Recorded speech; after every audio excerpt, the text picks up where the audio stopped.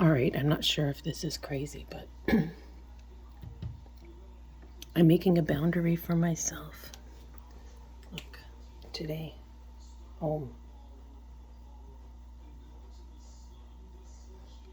Okay, I can go to the park. I can go in the garden. I can go for a walk.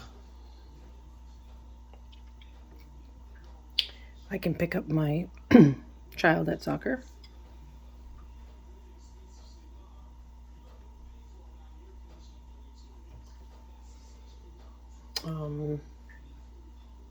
I can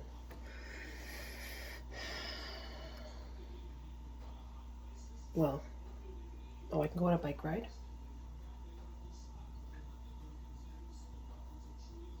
And how about today? I spend no money except for like necessities. Let's see. Let's see if this works. I kind of know my my limitations now. Maybe it makes me feel safer.